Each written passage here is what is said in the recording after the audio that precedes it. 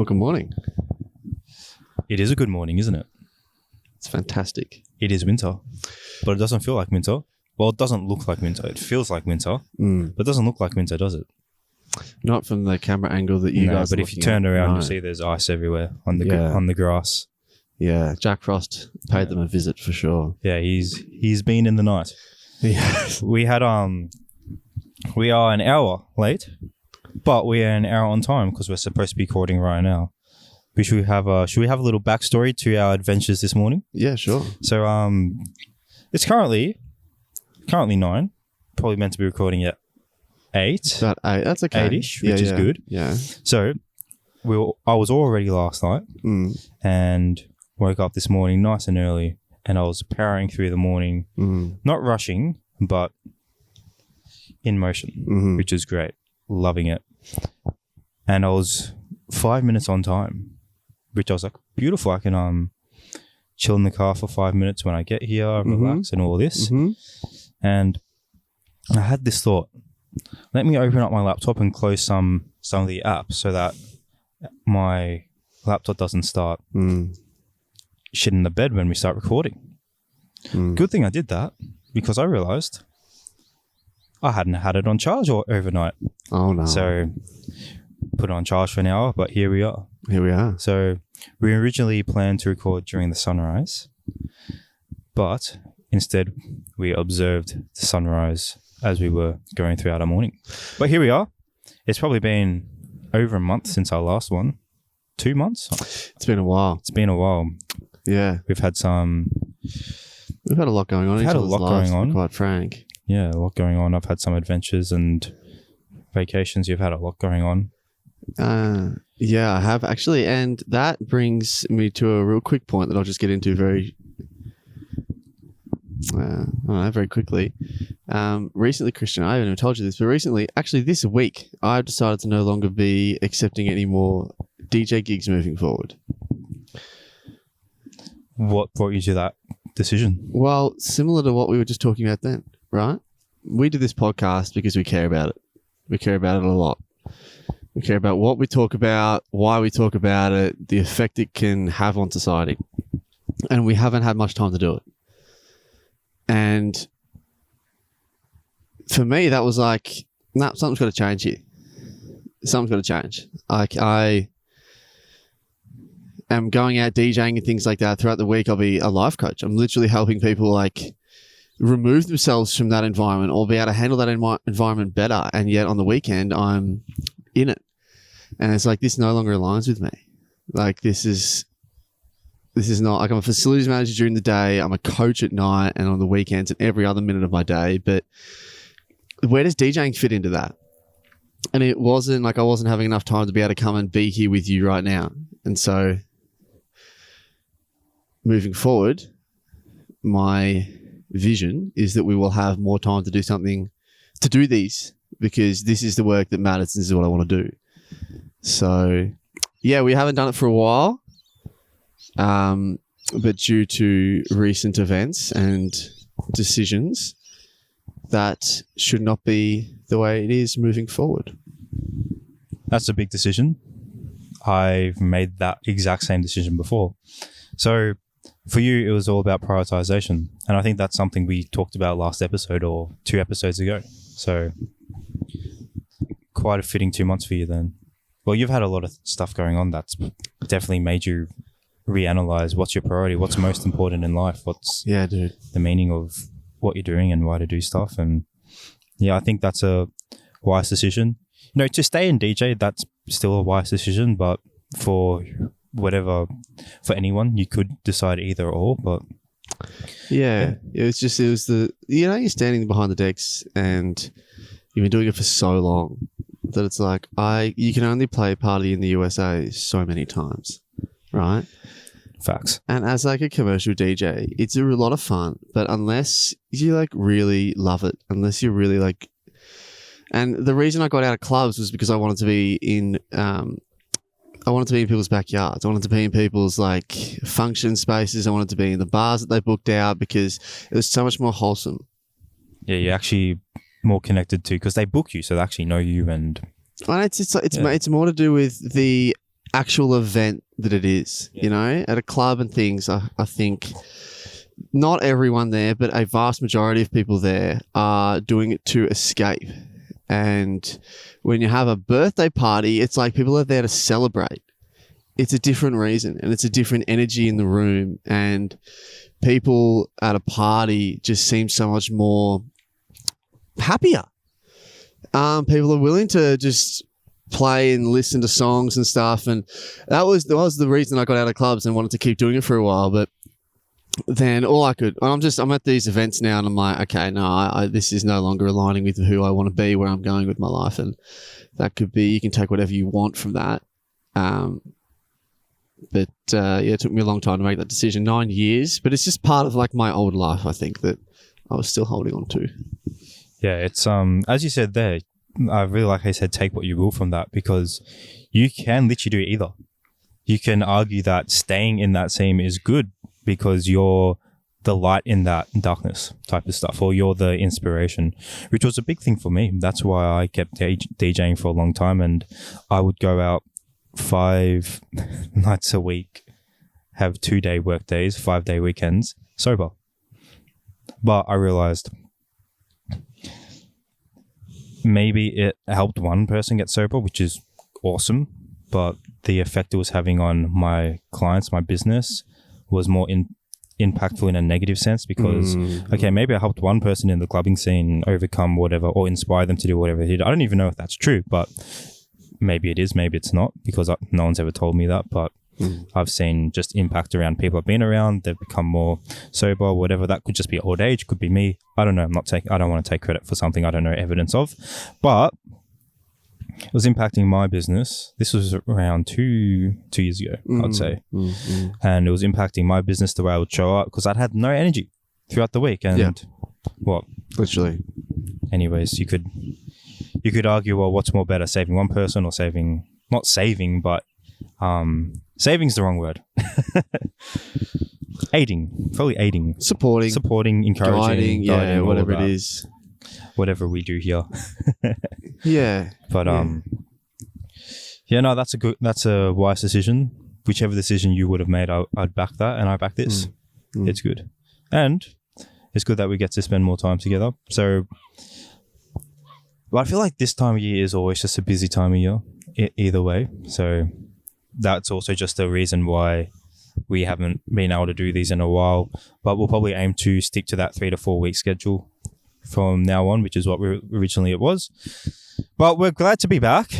We're currently at Karkarook Park. I've never been here before, but as soon as I walked in or drove in, I saw this beautiful lake behind us. Yeah, it's stunning. And about half an hour ago, you couldn't see, we parked right over there. You couldn't see this because there was steam coming off the water right behind us. The steam's evaporated now. But yeah, thank you for picking this spot, man. This is very beautiful. It's a beautiful spot, man. Yeah, it really is. No, I used to come for runs around here all the time. It's quite local to me, and it's a beautiful spot. Also got a shoulder workout in before we started, which was great. So why don't we give a quick overview about what we're going to be talking about in this episode? Yeah, sounds fantastic. All right. So if you listened to the previous episode, you would have heard us talk about, I think we talked about this at the end. We're going to talk about what we're going to talk about today. And that's talking along the lines of this concept known as the mirror. So we'll likely sprinkle that in throughout this episode, and you'll learn about what that is. But we're basically going to talk about how our internal world is pretty much the most important factor of how our external world is around us. Oh, I love this conversation. And that's basically what we're going to be talking about. But we will talk about introspection. We might tap into things like healing from trauma if we get into that time-wise, depending on where the conversation goes. But we'll be spending a lot on, if you want to have control or you want to be satisfied with the things around you and all the things in your life, in your external world, we're going to talk about where that begins, which is on the inside. The internal world holds so many secrets. Yeah, man. So I think that's probably what we want to try and help people look at. Yeah. Can I ask you a question? Please. And it might not be something you've thought about. Maybe it is, but Yeah, go on. going to what you were just talking about, that new realization you've had, did you notice a change? Did you notice anything from your internal world that made you shift to, hey, this thing needs to change? Or have you noticed a difference now in your internal world? My internal world, yes. So I spent a lot of my childhood and early adult years trying to be everything to everyone. And as I did a lot of emotional work, I found myself essentially becoming not less outgoing, but less explosive in a way. I used to be very reactive to things, and that is, well, I found it to be very exhausting. And so my priorities, I found a reflection of my internal world, and by doing this, by actually sort of withdrawing, letting go of something that was a big part of my life, DJing, letting go of that was a reflection of my internal world. It was, I no longer need that to be okay with who I am. I no longer need to be the superstar of people's nights. I no longer need to get all of the attention. I have started to kind of not withdraw, but let go of things that are no longer aligned with me. And the reason I've been able to make that step is because I feel more comfortable in who I am inside and more worthy of just existing and not needing all of these things to feel worthy of existing. That's great. That's great. Yeah, I think that's a great show of, a step-by-step process of, you said it no longer aligned with you, which means that to start off, you need to know what does align with you. You need to define that. But then once you define that, the actual hard work is becoming okay with yourself to allow yourself to make the decisions that align with that, because that's the hard thing. It's easy to know what it is. The hard thing is actually, you said you were quite reactive and hyperactive and things along these lines. Slowing down, being still is probably, well, we've talked about this extensively, so we don't need to go deep into this, but that's the work. That's the hard thing, and that's the most important thing. Just slowing down so you can actually allow yourself to not just understand what the aligned decisions are, but back yourself to make them. So, yeah, thank you. Oh, the question is, why do we rush? We've spoken about it so much. So we'll touch on it very, very briefly, but we rush because we think we need to be all of these things, that we think we need all these things to be okay. We need to be accepted by others. Often that's why we rush. So slowing down and removing things from our lives is actually sometimes more important than adding more, Yeah, it's a big principle I stand by. Self-improvement, or just achieving projects and goals. It's more just about removing and honing in and dialing in the small things. It's the 80-20 principle. The 80-20 principle, where 80% of the results come from 20% of the work. So you need to remove the 80% so you can focus on that 20%. That's what it is. And for you, that decision you made DJing, that wasn't in the 20%. So, can I ask you quickly? Go for it, man. Just for anyone wondering kind of how to prioritize things a little better, I know you have this wonderful little scale, and we've spoken about it before, so let's just touch on it really briefly. But one of the things that you coach and teach so well is like the minimal maintenance effort or minimal maintenance effort. Minimum maintenance effort. Yeah, and can you just like do a real quick overview of Super what that quick. is? So basically, there's 3 areas of life: health, wealth, relationships. You can figure out what falls into that. Pretty simple. And basically, when it comes to this 80-20 principle, you figure out which of those 3 areas is the priority. And the easiest way to do that is which one is holding you back the most, or which one's the constraint, or which one really needs to grow right now. Which one, because they all do need to grow, but which one really needs to grow right now? Like if your relationship's on rocky edges, that's probably the thing that needs to grow. Or if your relationship's doing all right, it could do better, or your health is doing all right, but you could still be more jacked, but you have no money, then the money's probably the priority. So you figure out which one's the priority, and then you spend the majority of your time on that. But you don't spend all of your time on that, because then the other 2 things will die away. So this is what you do. You figure out what the minimum amount of effort that you need to do for the other 2 things in order for them to not go backwards. And that's your minimum maintenance effort. And that doesn't mean that you don't show up. I'm saying you find out the minimum maintenance. You find out the minimum you need to do to keep it from staying still. This doesn't mean you stop seeing people or you stop doing this. You see, okay, what's the minimum? So don't hear what I'm not saying, because I think it's very easy to hear that and be like, oh, I just need to do the bare minimum. You do, but that doesn't mean you do what society would call the bare minimum, if that makes sense. I'm not sure if I'm explaining that correctly, but yeah, you just need to define, what do I need to do as a minimum so that my physique stays where it is, my relationships stay where they are, they don't go backwards. If it's going backwards, you're not doing the minimum, you're doing less. So you need to figure out what's the minimum. I think the most important thing of what you said, and thank you so much for saying that, is you don't need to cut something off completely. Like, yeah, you don't need to sacrifice something, but you can, as you just said, as you've just given an example of it. It all really depends. We can't tell you the answer of whether to cut something else or not. It just depends.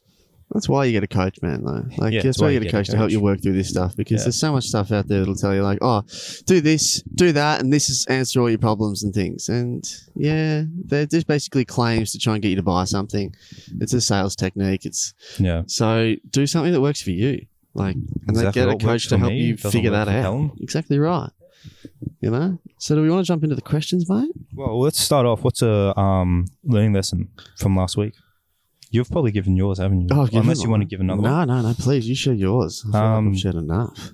What's something I've learned this week? There's a book I'm reading called, what's it called? 4-Hour Workweek. That sounds pretty good. And it's by Tim Ferriss.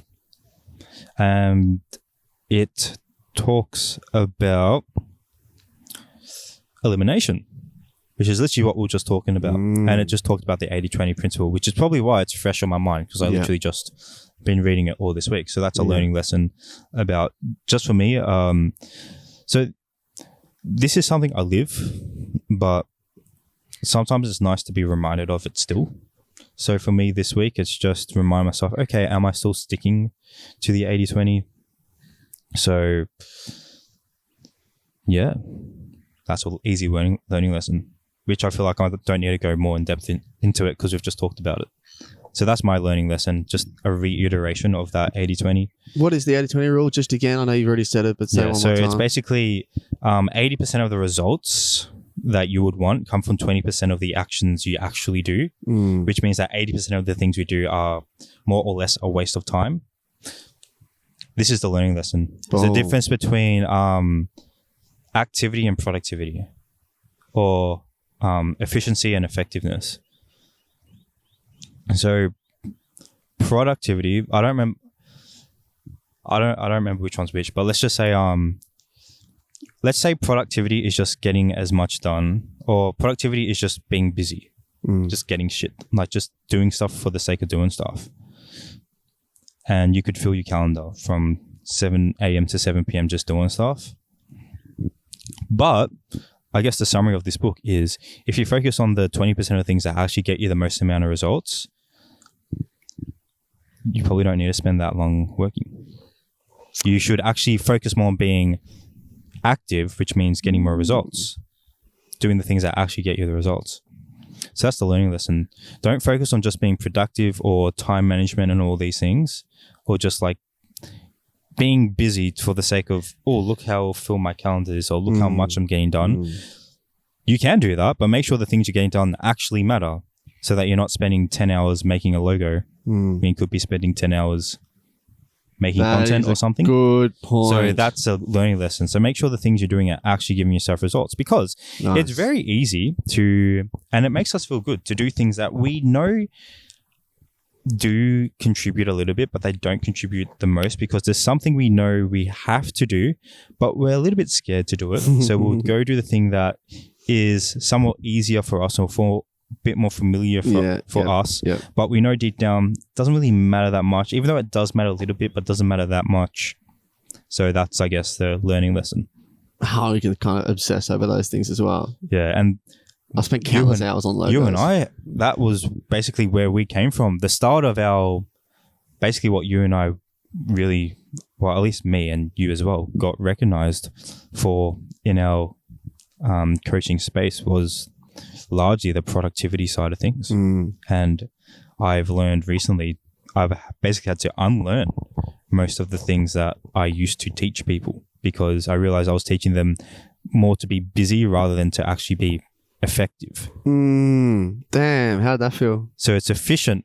So there's a difference between efficient and effective. So efficient can be just getting shit done, but you're not really actually getting anything done. Effective means you're actually moving the needle forward. So that I would say is the difference. And it goes back to rushing. If you're being efficient, you could just be rushing through stuff. But if you're being effective, you might still get stuff done on time, but you're actually getting stuff done. So that's my learning lessons in maybe 3 minutes or less. And the number one hack for being effective is what? Slow down. Slow the fuck down. Yeah, man. You have time. Do one thing at a time, yeah. Do one thing at a time.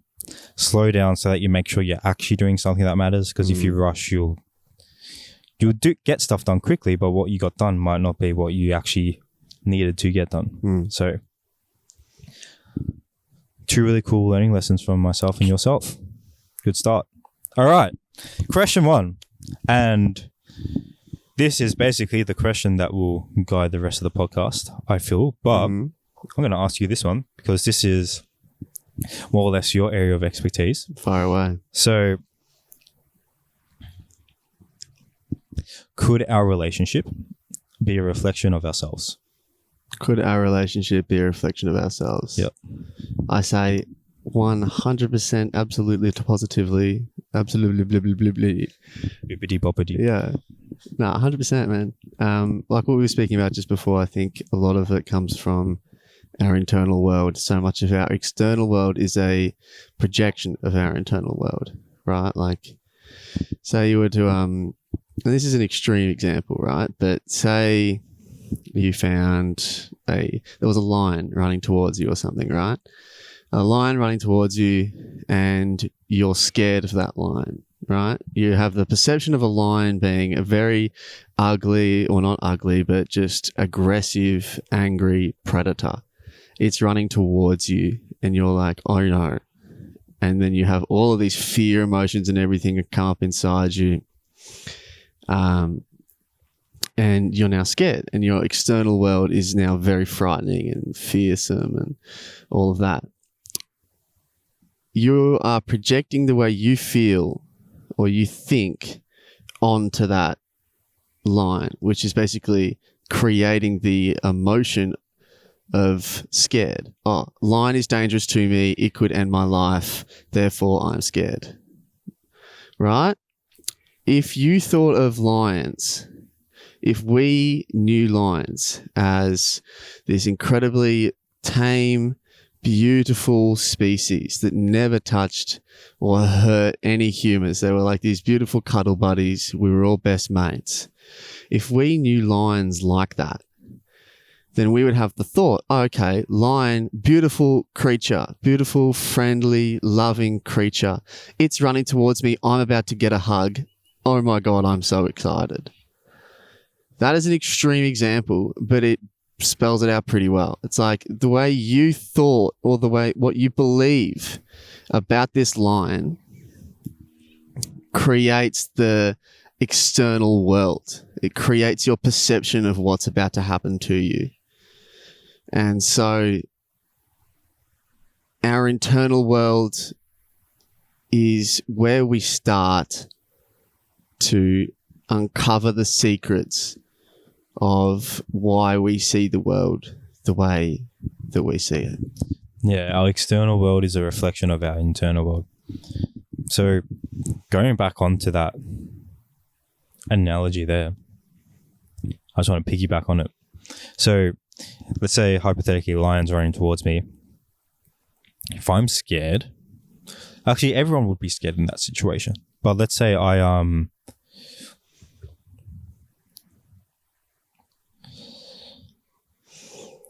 don't want to use the word manifest. That's not the right word, but I indulge in that fear. That's probably the right word, indulge in it or succumb to the fear. I let it to really overtake me and to be expressed in all of that. Then to that lion, I'm going to look fearful. You know how they always say animals can smell fear? We can smell fear on people too as well. Now I'm giving off prey energy or this prey demeanor. Now it's got more reason to attack me. But let's say you, and by all means, I'm not saying go and hunt down a lion now, but I know people who have been to Africa and have been on foot in the safari, literally walking with African tribesmen called the Maasai warriors. I think they're called Maasai warriors, and they basically take you safely through the safari so you can see all the animals, which means you encounter them in their natural habitat. So you literally have lions charge at you. And a close relative, actually my dad, he had a lion charge at him. And he was obviously with the rower, and the rower was like, just stand still and stare at it and put your foot forward, like your right foot forward, and just stare at it. And it stopped like 2 meters from him. What? And then just walked away. This is gnarly. Yeah. This went so much better than I anticipated. Yeah. Because obviously, was my dad probably shitting himself in that moment? Yes. Yeah. As anyone would. But what did his external world portray? Whoa. Predator, not prey. Nice. So I'm going to take it somewhere that I didn't plan to take it. But let's say you are someone who is picked on, or you're not taken seriously, or you're, I don't know, manipulated a lot, or you just feel like everyone sees you as a loser and they take advantage of that type of stuff. Could that be your fault in terms of how you are portraying yourself as quote unquote prey? Dude, this is awesome. And I think it's really important that at this point we go and we just kind of maybe throw the line in that this is essentially at the core of everything that we talk about, is the way we see ourselves basically reflects onto our external world. And this is not saying that you're the cause of all your problems. I think what you're saying there is so good. But it's not like the thing to take away from what Cristian's saying is you're not necessarily the cause of all your problems, but you're the solution. You are the solution. Yeah, nice. Well put. Yeah. So if you follow along with this principle of your external world as a reflection of your internal world, if you do notice you are not taken seriously, or people just don't respect you, or you're taken advantage of, or people just walk over you, you're a bit of a people pleaser type of you're in that situation all the time. Then what's your internal world like? How do you see yourself? are you seeing yourself as that type of person? Then obviously other people are going to see you as that. Do you see yourself as prey? Obviously that's not the best word to use, but do you see yourself as less? Yeah, man, that's a very good question. Because if you see yourself as less, so that's internal, then you're going to show up externally as less. And then because you show up in that way as less, then people will treat you as less. And then you can say, yeah, but that's not very nice that people treat you as less. Well, it's not, but it's true. Dude, it manifests in so many different areas of our life. Like our finances. People always go, I want to fix my finances, or I want to fix the way I look, or I want to fix my health, or I want to fix the way I eat. It's like, yeah, all of that stuff comes down to your internal world. If you saw yourself as someone who is wealthy, someone who is building wealth, you would make decisions that type of person makes, right? And therefore, with time, you would not be financially struggling. Or even if you were, you'd see it as an opportunity to grow again. You would see the opportunity to take you out of it. That's the thing. There's this beautiful part of our brain called the reticular activation system, which job it is literally to find in the real world the beliefs we have in our mind. So if you, going back to your thing, like it's say you see yourself as wealthy, then even if currently you're not wealthy, even if currently you are struggling financially, your mind will point out the situations that will get you to wealthy. Reticular activation system. So, how does this relate to relationships? How does it relate to relationships? Yeah, what we've been talking about so far, our internal world and our external world. I feel like what we've been talking about so far is self-image. Yeah. So you can talk about that for a little bit if you wish, about self-image in relation to relationships. But eventually I feel like a cool place to lead this is, so that's mental. Self-image is mental. I feel like we could go into emotional for a little bit. Yeah, absolutely. But yeah, how do you feel that this principle of internal versus external, going back to the original question, how do you feel like that shows up in our relationships? Are our relationships a reflection of us? Is it a mirror? Yeah, they totally are. They totally are, because we can have situations that happen to us. And I'll try and give an example, try and write a story to maybe help us understand this a little better. Say your partner comes up to you and they go, I'm so sick of you leaving all your socks on the floor everywhere. I'm so sick of you never cleaning any of the dishes. I'm so sick of you leaving all your laundry all over the floor and things. You can perceive that as an attack on you. You can perceive that as she's telling, or he, she, they are telling me that I am not good enough. I am not good enough. I need to be better in order to make them happy, and therefore our love is conditional. This is kind of how that shows up in relationships. Which is very common. So if that is currently your situation, don't think, fuck me. Well, no, what I'm trying to say to you here is that can be perceived in multiple ways. Our initial egotistical reaction is they are telling me that I am not good enough. And a lot of it comes down to communication, I think, and emotional intelligence. When we're saying these things in a relationship, like you have too many socks on the ground, that other person is trying to express to us that we have that they have discomfort, that they are unhappy about certain things going on in the relationship. And it's honestly them saying that I don't know how to communicate this to you in any other way. If they knew better, they would do better. Them attacking you for leaving your socks on the ground is not the time for you to come back at them and say, how could you say this to me? I can't believe this. Well, you do this, you do that, you do this.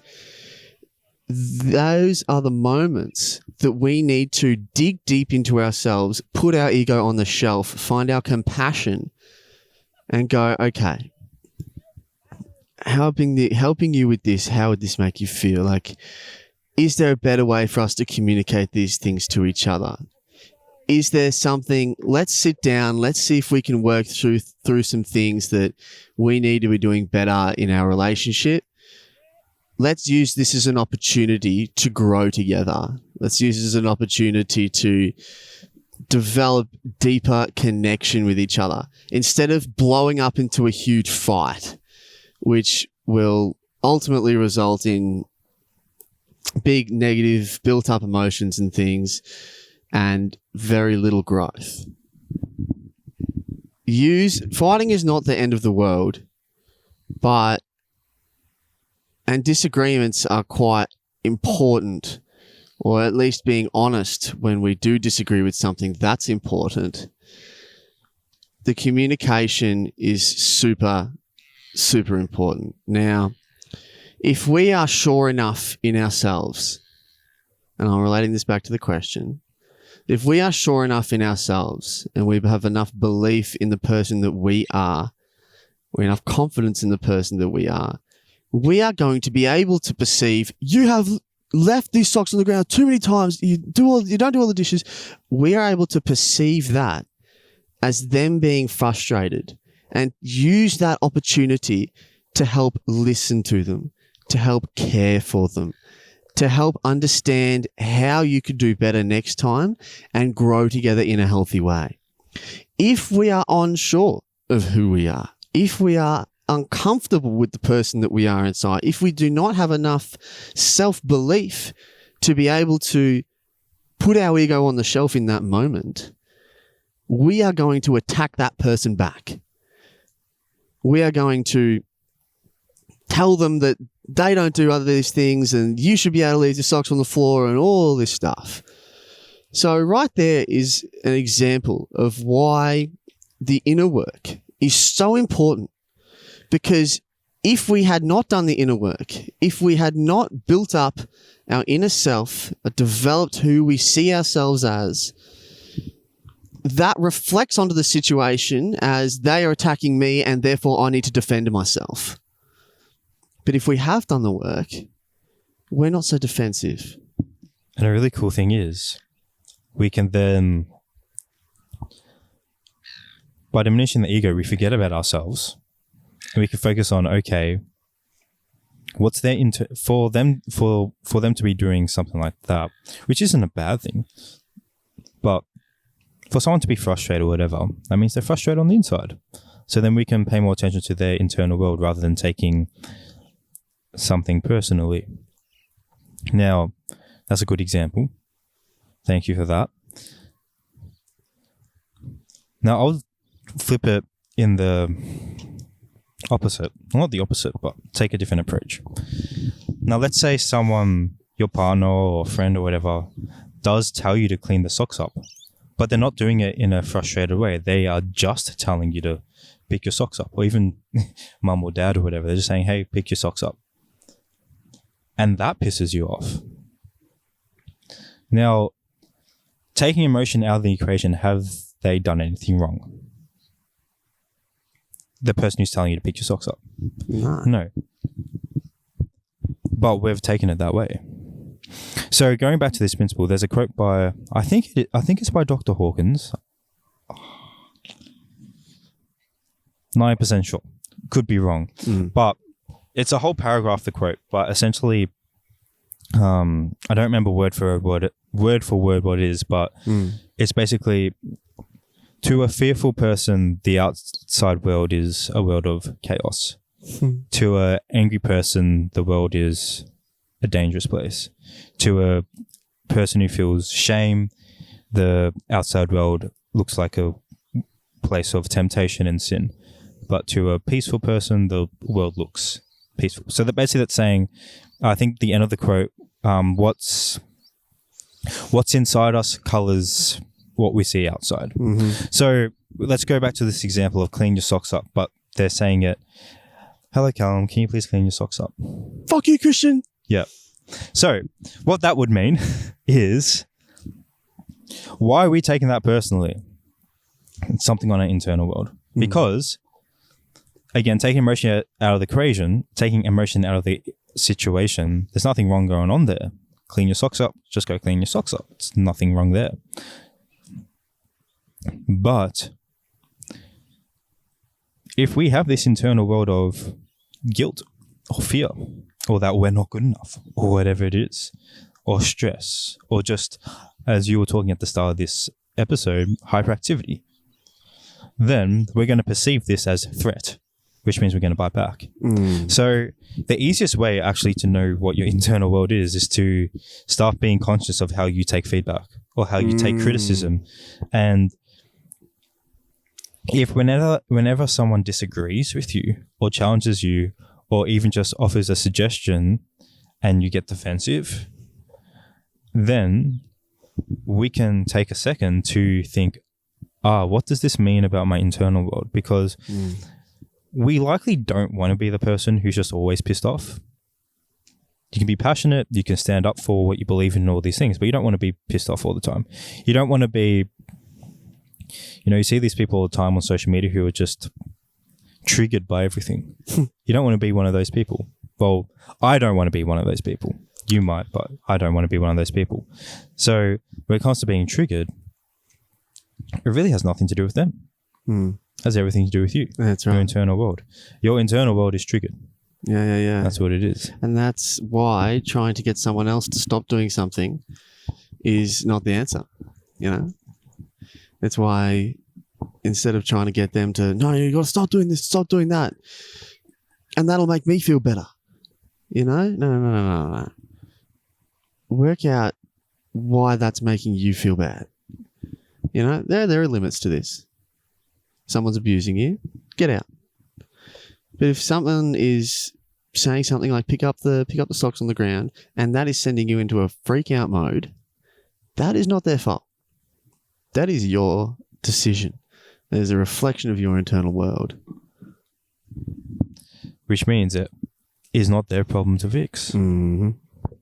Because you could go and tell everyone, hey, you need to speak nicely to me. Or you need to do this, or you need to do that, or whatever. But no, they don't. They really don't. They're under no obligation to do that. And you can't expect the world to tiptoe around your triggers. Dude. Because otherwise... Because here's actually what's going to happen if you do that. If you expect the world to tiptoe around your triggers, it will. The people you surround yourself, or the people who choose to surround yourself with, will. But here's the thing. The only reason they're with you is because they're scared not to. And then you just have a fake bunch of friends. Oh, yeah. Who can't be honest with you. Yeah. And then here's what's going to happen. You're probably going to start doing some stupid shit, but they won't challenge you. And then you'll probably just go down a meaningless path. And this is common.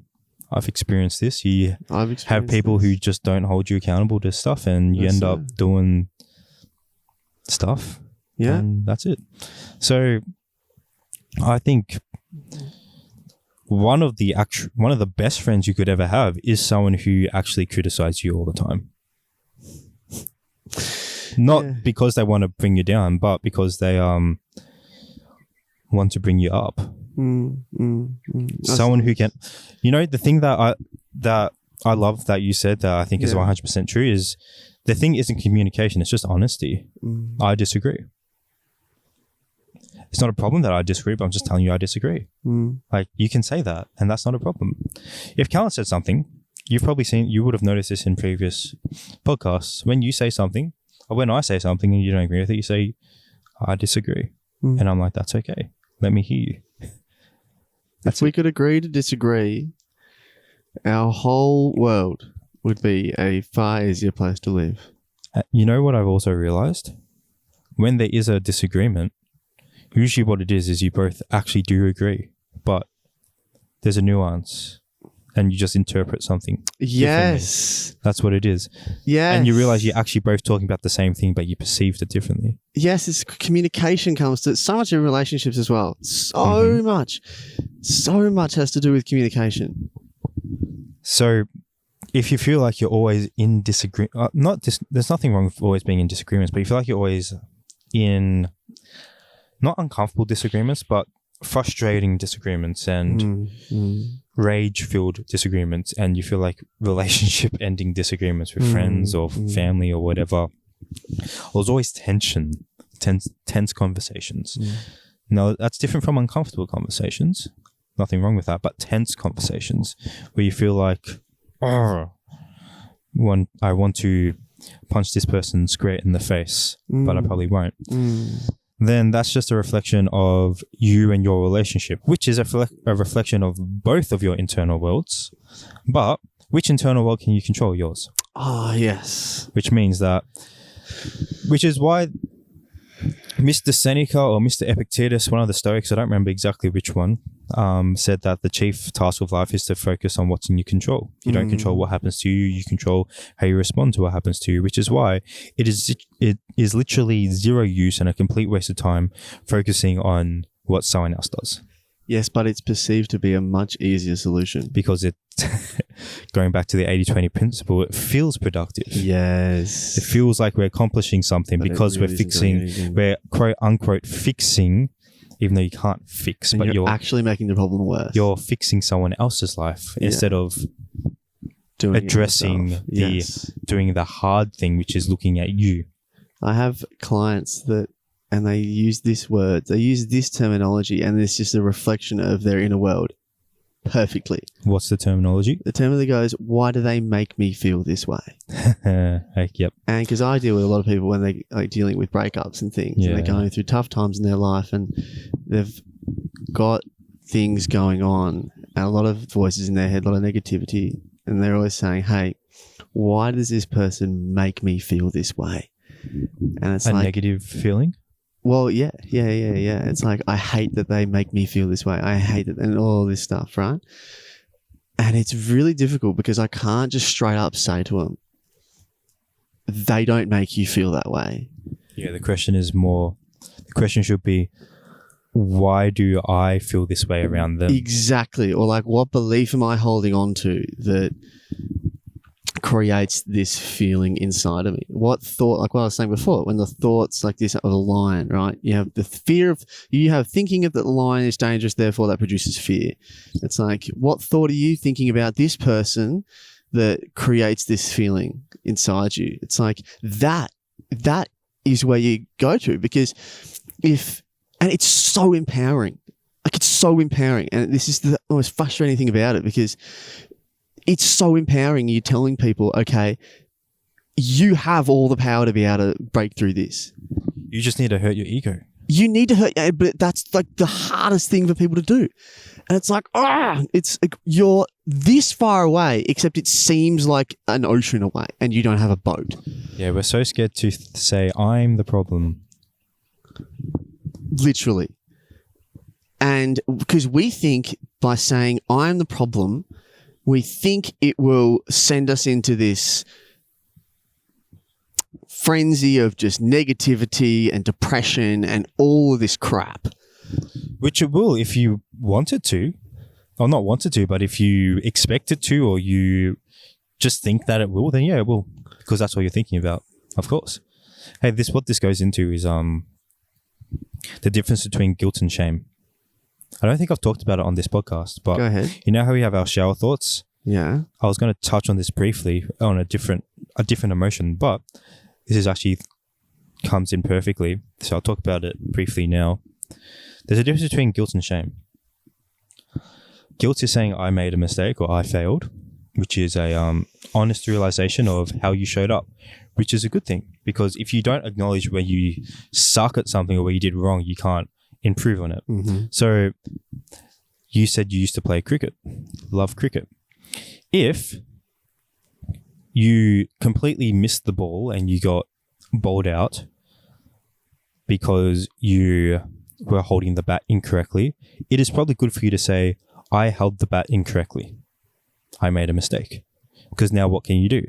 You can hold it correctly. Or you can figure out, okay, what's the correct way to hold it? That's guilt. Nothing wrong with that. It's completely fine. That's in your control. What shame is saying I am a mistake. I made a mistake, therefore I am a mistake. I failed at something, therefore I am a failure. And what it is, it's tying your action to your identity, which is the thing that stings. And there's this graph, levels of energy graph, and it basically just categorizes numerically like energy at a certain level of each emotion, up from like 1,000 to 0, and the emotion that's at 0 to 20, which is the lowest emotion on the scale, is shame. And that's the one that actually gets us into depression. So it's very valid what you said. Hello, Mr. Ducky. It's very valid what you said and how people feel, that we don't want to see ourselves as the problem because there's a lot of shame in that. And then that's what brings us into depression. But if we remove the attachment of our actions to our identity, our actions to our self-worth, or our actions to how much love we deserve, we should are allowed to receive from ourselves, or whatever it is. If we remove that, then we're actually able to no longer feel shame. We just feel honest that, okay,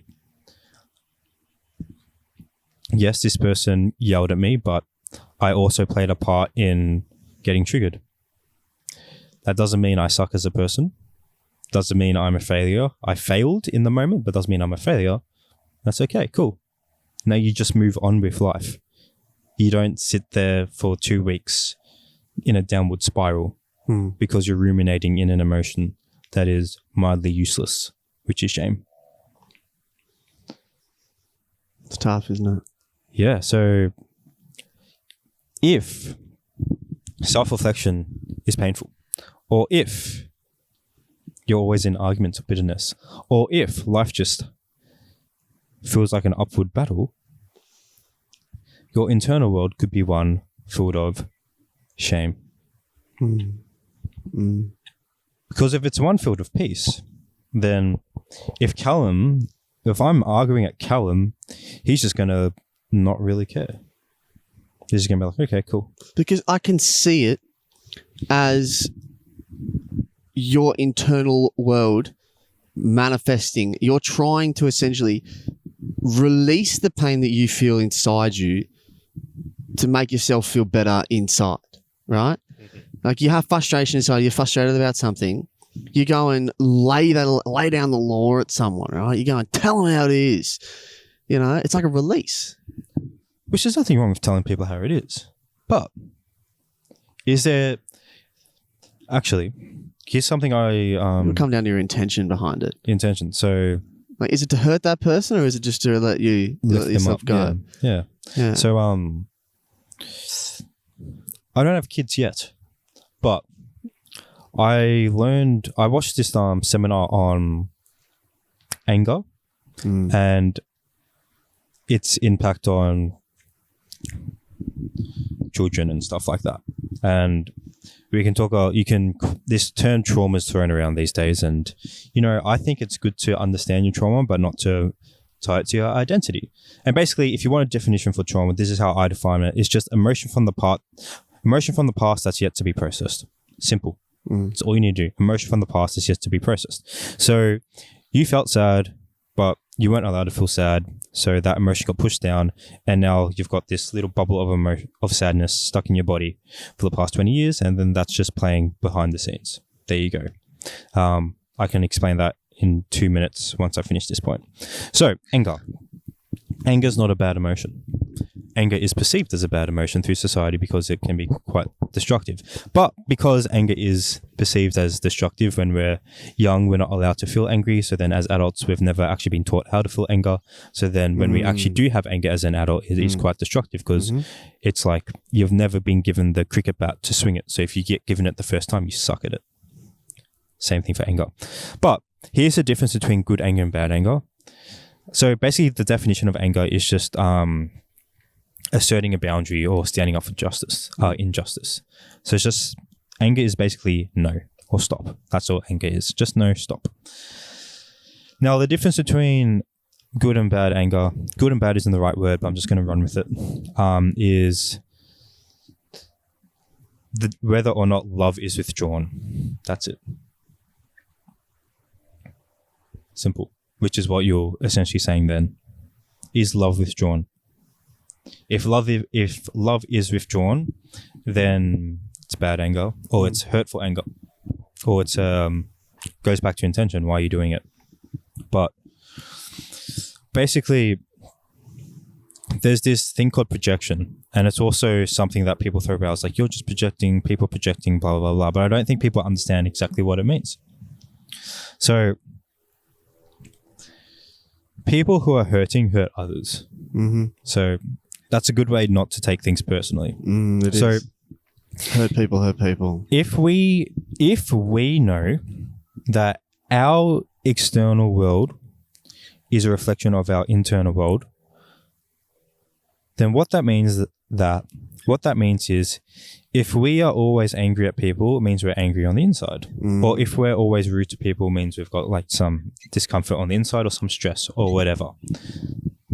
If you know that's true for us, then we know that's true for others. Now, here's another quote or another principle. It's not a quote, it's a principle. It is a quote from Marianne Williamson, Return to Love, one of our favorite books. Yeah. The more we self-love, the less we self-abuse. That's the principle. So the more you love yourself or you're just comfortable with who you are, the less you will abuse yourself, be it mentally, be it with substances, whatever it is. The less you'll sabotage yourself. So if we know that, the more we self-love, the less we self-abuse, which also means the more we self-hate, the more we self-abuse. Now let's now apply the principle of projection to that. So if we are self-abusing and projection is a thing, then that means we will also abuse others more. So when Cristian is abusing Calum, or I'm hating Calum, or I'm jealous of Calum, or I want to destroy Calum and your progress and all these things as an example, then that means that I'm projecting my self-abuse, which means I'm self-hating. So if that's true for me, that's true for everyone. So now what we can do, if you want to heal trauma, this is a 10-second way to heal trauma. You just realize what I've just said, and you start applying it to all the people who have hurt you in the past, which now means you have compassion for them, you can forgive them, and you can realize that you don't need to take it personally. This person who broke up with you 5 years ago that you're still doing keto on the weekend because of, you can realize, okay, maybe, yeah, you did fuck up some stuff, or whatever it was, pick any situation. But let's say someone was just like literally a piece of shit to you. You can realize that, okay, well, they were likely projecting their internal hatred to me, which means they were hating, or they were abusing me, which means they were projecting their own self-abuse of themselves, which means they were hating themselves, which means they don't need more hate. They need more love. Exactly. They need more love, not less. And that's true for you. You need more love, not less. Yeah, exactly. And by love, I don't mean like you go buy yourself some roses and gives yourself a nice moisturizer, skincare and all this stuff. It's just you respect yourself. You honor your values and your words, and you don't harm yourself. And when you do slip up, you treat yourself as your 6-year-old daughter or your 6-year-old son. You say, hey, it's okay. You didn't do what's right, but I'm here to guide you through that. The best advice you could give yourself, if you don't want to coach, become your own coach. And what you do is you separate yourself into two people, coach you and then 6-year-old you. How would you guide someone else through what you're going through? And that's how you guide yourself through what you're going through. Wow. Well said. That was a really good explanation of projection. Really good spiel. Really good spiel, Cristian. Thank you very much, man. Is there anything you'd want to add to that? When it comes to this internal world that we are speaking about, we speak about it all the time, and we just know how important it is. And like what Cristian just said, understanding how people have treated us in the past and then why they treat us that way. is honestly the most liberating thing that you can ever come to terms with. So freeing. Because hate that we hold inside us, these negative emotions, these feelings that we have towards others that we're holding on to, the only person they are hurting is you. And then because you have these things inside you, these negative feelings that you're harboring, right? Like they rot. Just like if you were to have something in the fridge, like milk that's like a year old, it's now going to be spreading its smell into everything else in that fridge. And it's going to be like, ugh, and you're going to have to clean out that fridge and do so much work to get that fridge back to the way it was. The longer you keep that milk in there, right? If you were to take that milk out after it expired, if you were to release those negative emotions, then, because I'm just basically trying to compare the fridge to your internal world. If you were to remove or let go of those negative emotions, that hate towards someone else, then what it does is it actually makes your life better. Because now you're able to see things going on in the world. You're able to enjoy things going on in the world. See things like what we were saying about projecting onto other people. What's happening in you is projected onto other people. So the stuff that we let go that is causing us pain inside, like hating someone, like feeling negatively towards someone, we let go of that, and it's no longer in the equation. So it can no longer, like that milk, once it's taken out of the fridge, can no longer make that fridge more smelly. You've removed it, and therefore it no longer can have an effect on you. Like there might be some residual, there's going to be some residual smell in that fridge. You're going to have to clean that damn thing out pretty damn good. And it's the same with you, you know. Letting go of it sometimes is painful. Sometimes we've built identities around hating people. Sometimes we've created a life that is almost given purpose by us hating something or not, or feeling very negatively towards something. And sometimes it can become a very seemingly useful way of living. And that's kind of where it gets quite confusing. It's like you hate something so much that you're coming up against it and you're gonna, but it's all very tense. It's all very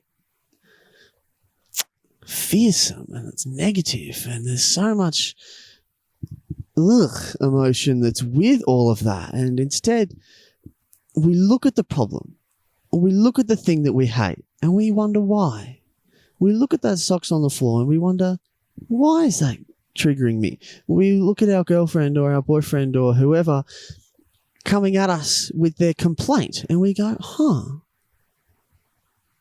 I wonder what this is trying to teach me. What's under this? You know? Yeah, That's what is the world lesson. what is the world trying to reflect back to me? It's trying to teach you something. And so, yes, your inner world your external world is a reflection of your inner world. And if you haven't kind of come to terms with that so far, well, then listen to this episode again. But what we hold on to and what we hate is not helping you. It is not helping anyone else. And actually, by you hating something, the way you treat others is flavored by that. So we need to let it go, because it makes your life better, makes other people's lives better too. Yeah. So this principle of the mirror is the most freeing thing ever, and it actually makes self-improvement much simpler and much easier, and I'll tell you why. There's this quote, I don't know who said it, but I heard it from Chris Williamson. The improvement you're looking for is in the work you're avoiding. Now, I would also say that the improvement you're looking for, or the advice you're looking for, is in literally what the world is reflecting back to you. So we know that the world is a mirror of our internal world, which means that whatever we see in the external world is a reflection of our internal world, which means that the advice we're looking for just shows up. So God is always just putting in front of us the thing we need to improve. It's right there. Yeah. It's right there. The thing you're frustrated about right now and you don't know how to improve it or fix it or what to do about it, it's right in front of your nose. It is. You just need to slow down enough to see it. Yeah, reality You need to see it. You need to see it. Because the external world is a reflection of our internal world. So whatever you're seeing right now is what's going on inside of you. And then that's the answer. That's the advice. What's inside of you right now? Oh, that's so well said. And then you just need to deal with it. You just need to fix it by slowing down, sitting with it. My favorite analogy of this, of quote unquote trauma, is you have a pipe. You have a pipe. And when you're born, this pipe is clean. Water can run through it freely. Let's say water is just energy. Your connection to... I used this same example last week in the coaching call. Literally. Beautiful. Yeah. I love it. It's so good. Yeah, go on. So it's this water going through, which is like your life energy, your force, your essence, your oneness with everyone and God and all of this. And then over time, we just feel emotions. There's nothing wrong with emotions, and emotions are neither good or bad. Some are more useful than others or whatnot. And at periods in time, some pop up that we can't express because we weren't allowed to, or something came up and then we weren't able to go back to the situation, whatever. We don't need to ruminate on that, but it clogs the pipe. And if you never go back through with a sponge and clean the pipe, it stays there. And most of us, as 20 or so year olds, people in our mid-20s, whatever, we've had dirt in our pipe that's been there since we were for the past 20 years. We've never unclogged it. Yeah. And we're walking around. There's no wonder we feel so stuck or so constrained or so sucked out of the life force is sucked out of us, or we don't have energy because we haven't cleaned the pipe. It's clogged. Right. It's clogged up. We can't move freely because it's clogged up. Yeah. So here is how to heal yourself from all this shit. You slow down enough to clean the pipe, which literally involves you don't do the 80% or things that make you feel good, which is, I don't know, go sleep around because that makes you feel good, and go on a 2-year vacation backpacking because that makes you feel good. Or you can do that, but you don't need to do these things. That might help, but the thing that actually works is you sit down, you do nothing, and this is when you actually start noticing all the clogs in your pipe. And now that you know all the clogs in your pipe, this is what you do. Your thoughts control your emotions, which control your actions, which control your outcomes. These clogs in your pipes are here because you have a incorrect thought or an incorrect belief towards something that happened in the past. So all you do is you change the belief towards this person or towards this scenario, or what it means to you or about life or whatever.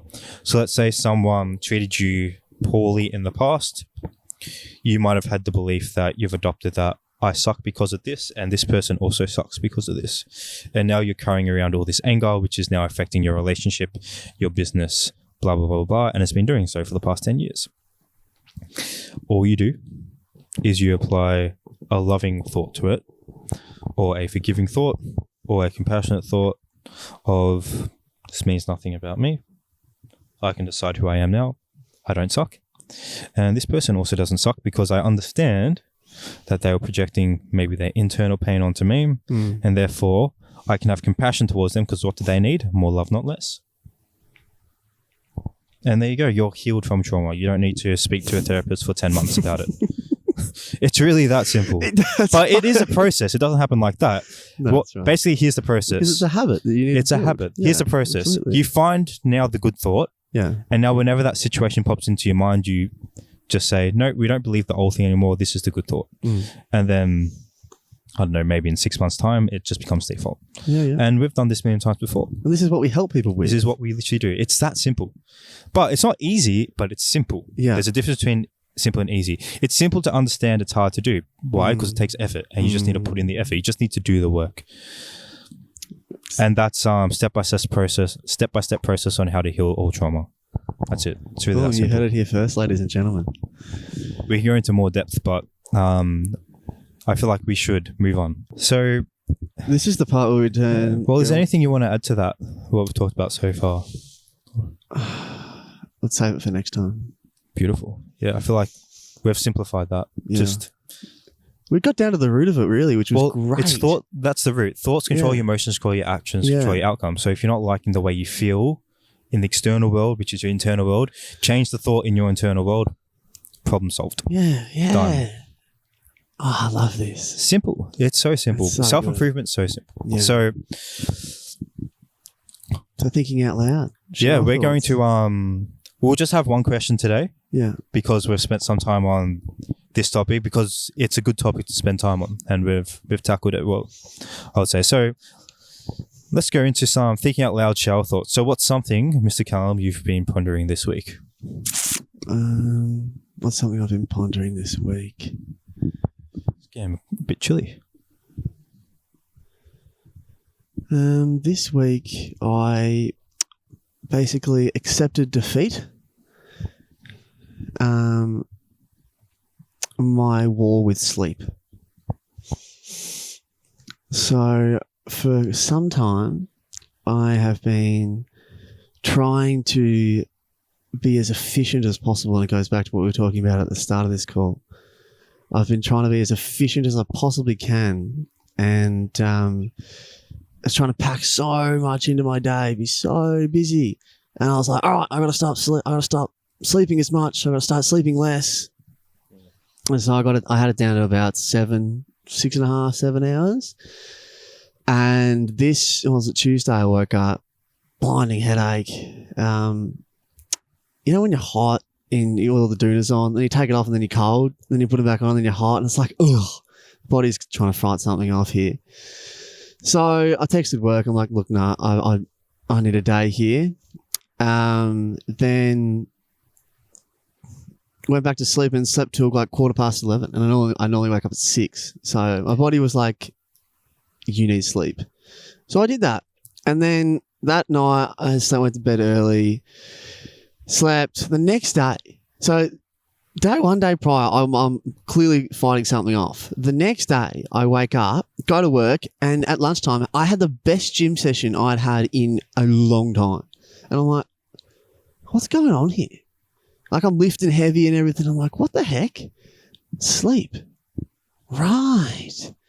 I'd been running on like that knife edge of like not enough sleep, just enough. I've been running on that for a long time now. And so I basically said, okay, this week, you know what? I'm sick of this. 8 hours it is. So 9 o'clock every night, I start winding up. 9:30 phone is down. 9:30 I'm journaling, I'm reading. 10 o'clock I want to be asleep. And waking up at 6. So I'm like, this week basically marks when I've finally accepted defeat. That, well, I think it's something that you say quite often. It's when you have a battle with biology and psychology. When your biology and mindset get into a fight, your biology always wins. That's perfect, Cristian. And you're so right. I think biology won. And congratulations.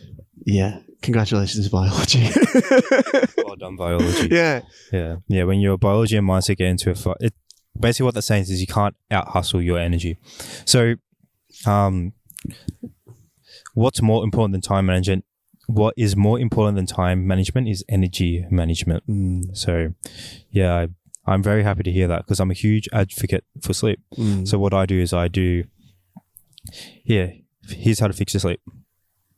Figure out what time you need to wake up or go to sleep. That could be dependent on work or whatever. Just figure out what time you either need to wake up or go to sleep. Simple as that. If you don't have a time, just pick a time you would like to wake up or go to sleep. And then here's what you do. Pick a number between 7 and 8. If you don't like sleeping, pick 7. If you love sleeping, pick 8. If you don't know, pick 7.5. Now add an hour onto that. And then that's your sleep duration. Then either add that or minus that to the time you need to wake up or fall asleep. And there you go. There's your sleep schedule. Stick to it. Energy solved. The reason why I add an hour is I love you. I love you so much. I've started to live. I'm really starting to implement. Don't overcomplicate stuff. Just keep it simple. Stupid. Kiss. Keep it simple. Stupid. Yeah. Add an hour because it might take one night. Might take you half an hour to go to sleep. Another night you might just be like half an hour behind time. So if you fall asleep an hour later because I know you had to do an hour more work or whatever, you don't feel guilty and you're also not killing your sleep. So there you go. Yeah, that's a good shower thought. Thanks, bro. Thank you, man. So for me, my shower thought has been, so right now it's June, Men's Mental Health Month, which traditionally June's been Pride Month, but I feel like Men's Mental Health Month, which I'm happy about, has like overshadowed that, because for me, I don't think pride is a beneficial emotion. It's a and that's what I'm going to talk about. That's my shower thought. Something I've been pondering is pride.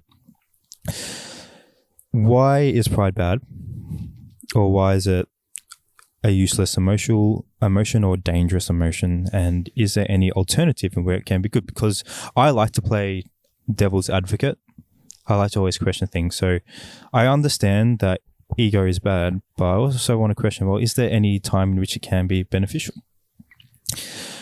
And I came to the conclusion, while I applied the principle of guilt versus shame to to pride, where is there a way in which quote unquote shame can be good? Yes, when it's guilt, not shame, which is essentially the same thing but slightly different. So I thought, well, can this be applied to pride? Because is there anything wrong with patting yourself on the back and saying, job well done, or me going to you, Calum, I'm proud of you? Because I don't think there's anything wrong with saying I'm proud of you. I actually think it's quite loving, really. And Jordan Peterson, a video I love of his is he starts tearing up when he says, in Jordan Peterson's voice, he goes, not many people get much encouragement these days, and that's really all they need. And you see how much people just change when you start just saying, well done, I'm proud of you. And then he starts crying because he starts talking about how particularly boys just don't get that growing up. And, it's quite common that when a guy gets told he's awesome, he just holds on to that one compliment he's got in his life for the rest of his life. Yeah, well, when a girl compliments you and they say you're hot, you're like, oh my God.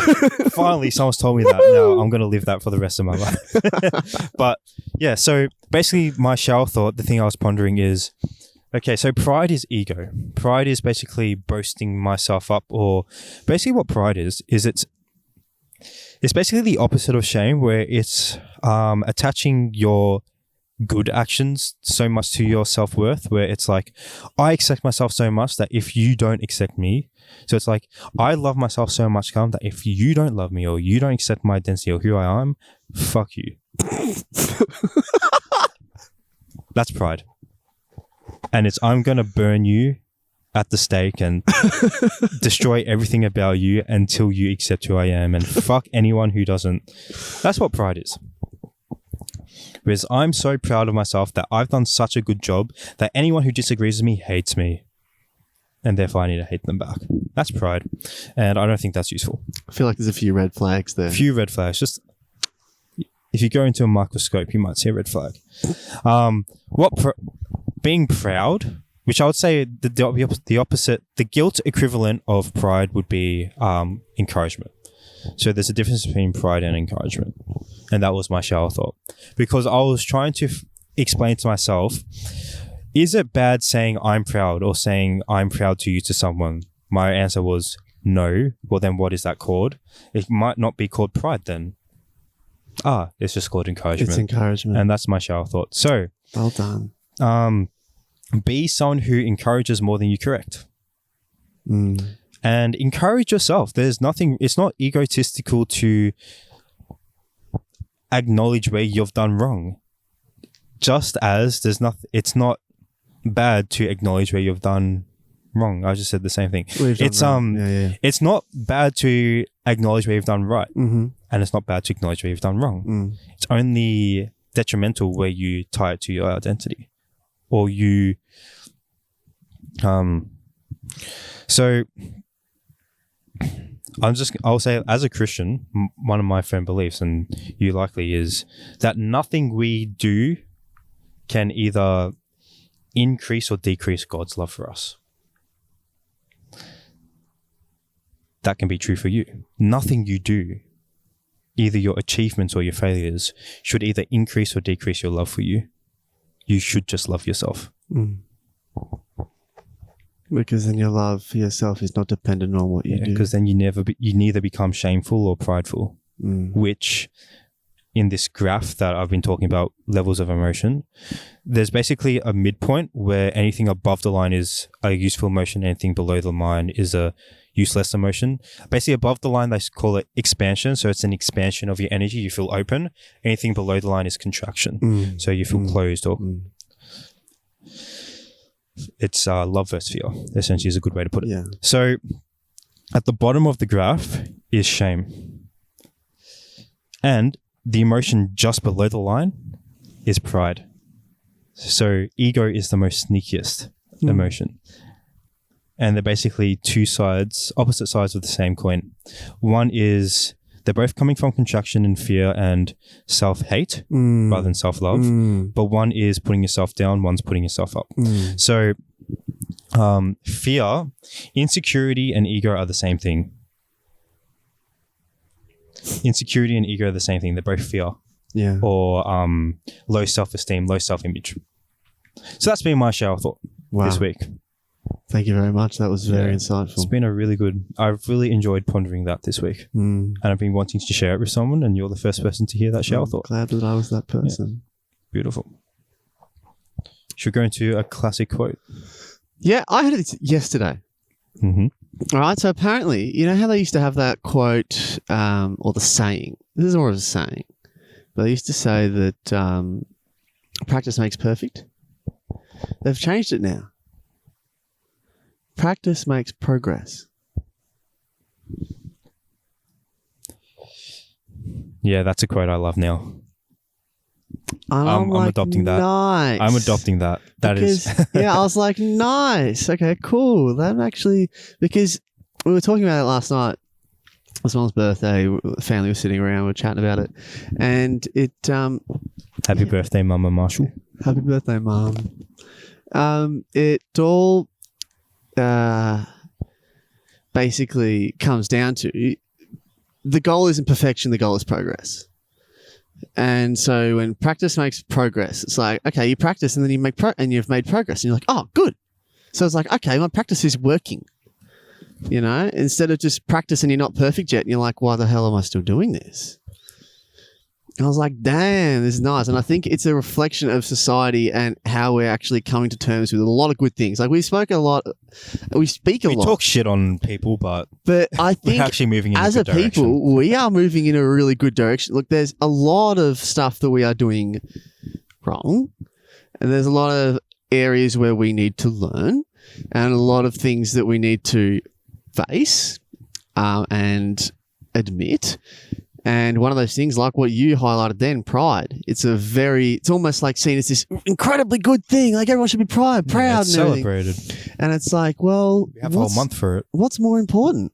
It should be humility month, not pride month. People are being encouraged to be themselves. You know, that is more useful than.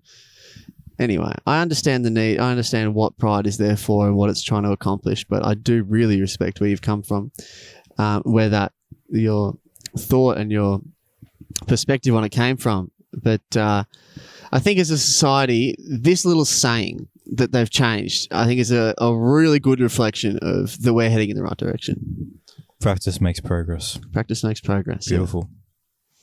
Yeah. I love that. Yeah, it's good. Thank you, man. No worries.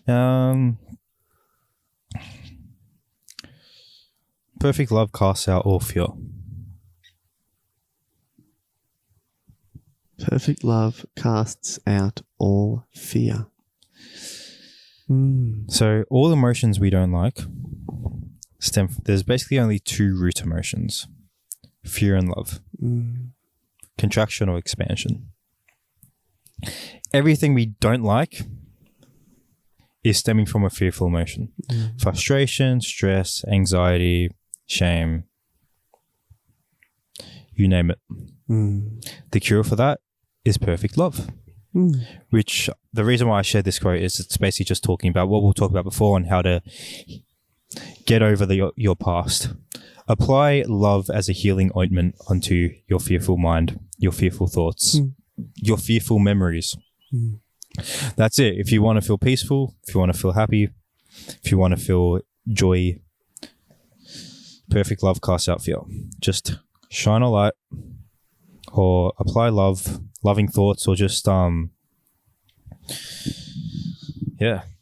loving thoughts onto previously fearful thoughts, and then you will feel peaceful, stress-free. You will be able to sit in silence and not go crazy. Good way to do that is just start sitting in silence until you do it, until you can no longer go crazy. Yeah. That's it. Practice makes progress. You need to practice sitting in silence. I recently updated or increased my meditation to 17 minutes. So I do that every morning. That's a very specific number. Well, I was on 15 for a while. So I went to 17. It's kind of like you're doing progressive overload on your meditation. Yeah, literally. I'm progressively overloading meditation.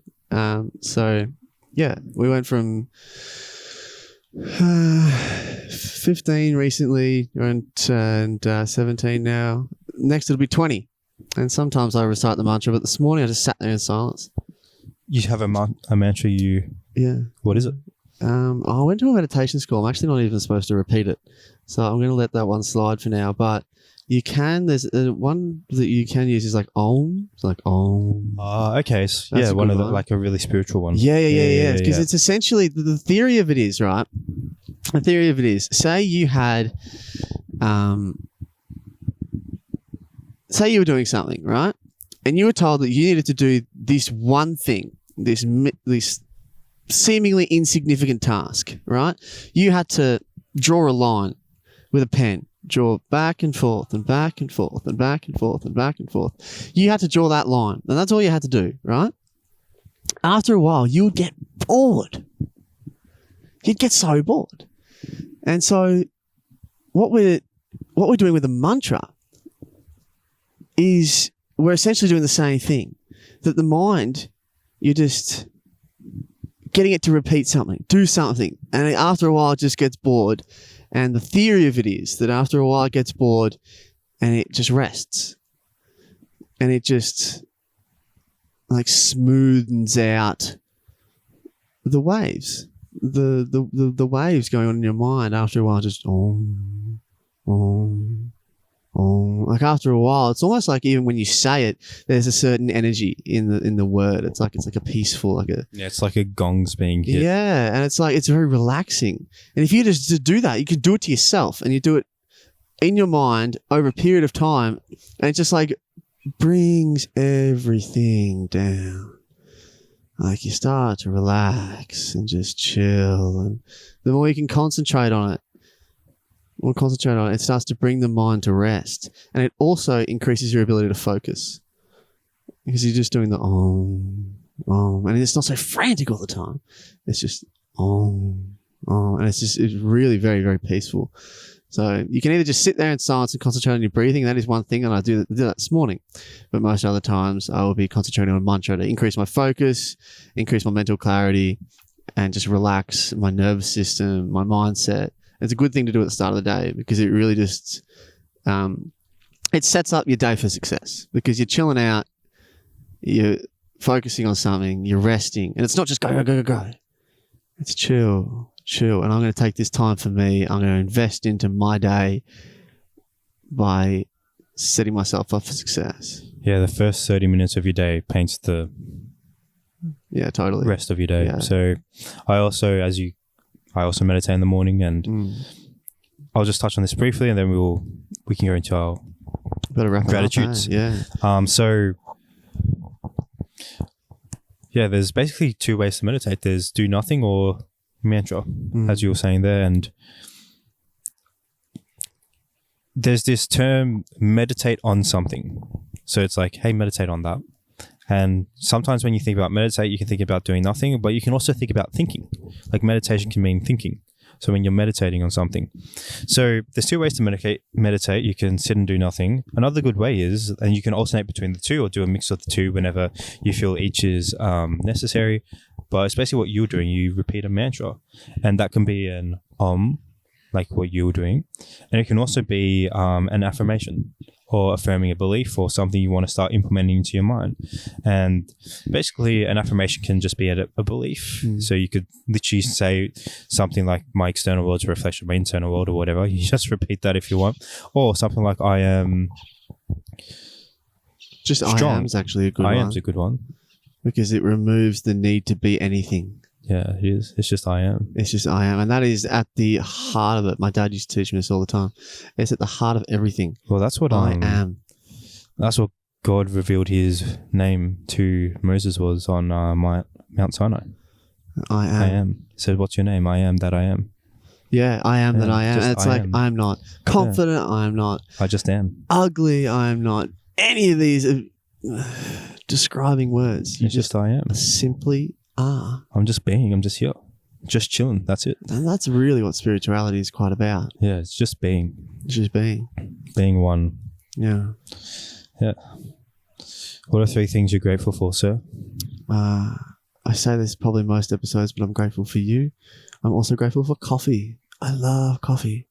And as a person that doesn't drink anymore and doesn't really indulge in any of those party activities as much, I love coffee. We need to get more coffees because my partner, she loves coffee. Anna's good. Anna's a lovely person. She is.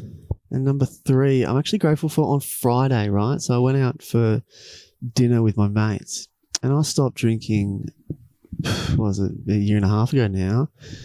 I do it, I've got like 5 times this year. Like that's like I set myself a limit, right? Because I used to be unlimited and that was the problem. And I went out for dinner with them on Friday and no one drank. One of them is committed to, he told us at the dinner table, he's like, no, I'm not drinking for the rest of the year. And the other one isn't drinking this month. And so it wasn't. And I was like, just sitting there like, wow, this is great. That's good. And it was just like, it's not me sitting like, you should be doing this, you should be doing that. They've come to their decision all on their own. And I was just sitting there like, this is 3 blokes being completely authentic with each other. There's no need to escape and run and have beers and for any of the wrong reasons and then whatever that would lead on to. We're just sitting here and enjoying a meal, watching a game of footy together, and it was so beautiful and I'm so grateful for it. That makes me very happy to hear. That's good. That's really good. That's a blessing, that moment there with your mates. And I would guess that you've probably played a indirect role in them coming to that decision. So I think I probably have, man. Yeah. Well done, man. For me, so I basically did what you did last year where, well, you went completely sober last year, but I basically limited myself to, I probably only drunk 3 times last year. So now this year I'm allowing myself to have my moderation in drinking. So those special events, and I've quite enjoyed it recently I've had weddings on recently and stuff like that. It's been good to be able to actually enjoy your drink and enjoy it rather than just get smashed, which is great. And literally just have 1 or 2 and enjoy it. So when you get to that point, I am look forward to I am looking forward to it for you. I'm awesome. to be able to enjoy a previous vice that is not super detrimental to you in small quantities, but to be able to actually enjoy it. So look forward to that. So 3 things I'm grateful for. I'm very grateful for my partner, for endless things I could list, and that would make this podcast go on for another 10 hours. So I won't list any. But I'm just grateful for her and who she is and what she, it's a blessing as a man to have a woman who you want to show up for and inspires you to be your best. So find a woman that makes you feel that way, or that makes you want to feel that way. So I'm grateful that I found that.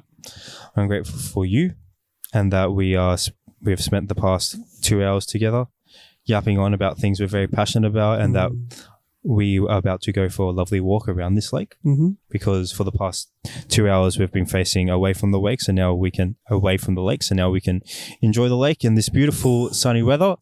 And a final thing I am grateful for is I am grateful for my car, so that I could travel to this place today. And I love my car. It's nothing special, but I love my car. Yeah. It's pretty good. It's just cars are great. It's just your safe place, isn't it? It's just this beautiful place. All right. What's a win you've had this week? Oh, a win I've had this week has got to be choosing to no longer be DJing and changing my schedule and for sleep. It's been quite the pivotal week. Yeah, it's a huge win. It really has. Yeah. About you? Win I've had this week is I took it slow at the start of the week and was able to pick myself back into a good, not just a productive space, but an essential space towards the end of the week, because 2 weeks ago I was sick. The week before I was in Sydney. I was just on holiday. So getting back into the swing of things was basically a win for me. So yeah. Nice. Yeah, that's a wrap for our episode today. Yeah, it is. I guess if you want to sum it up, is your internal world is a reflection of your external world, and if you don't like your external world, then apply loving thoughts to your internal world. Yeah. That's what I would say. Apply loving thoughts to your external world. It's all a reflection of each other, and you can work with the external to heal the internal, and work with the internal to heal the external. Yeah.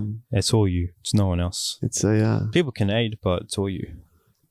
That's the core of it, really. Yeah. What should we expect for episode 6?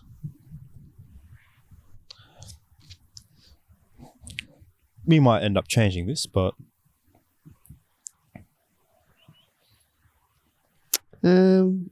looks like we want to spend a little bit of time thinking about anxiety and stress and overwhelm, and just maybe working through some strategies that you can apply. Yeah, we can go really tactical into how to deal with anxiety and overwhelm. I think maybe it's going to be quite a practical episode. Yeah, we can do that. So that's what we'll talk about next time. We'll go very practical into anxiety and overwhelm. Yeah. Yeah, that's what we'll do. Bang. Where's that plane coming from? It's over there. Beautiful. Well, that's our time. Yeah, beautiful. So thanks, Cristian. Thank you guys for tuning in. Thank you, Calum, for hanging out. And that's great. I'm excited to talk about overcoming anxiety. Yeah, that'll be fantastic. And quite soon. All right. Well, take care, guys. Love you. And remember to stay off the beaten path. Yeah.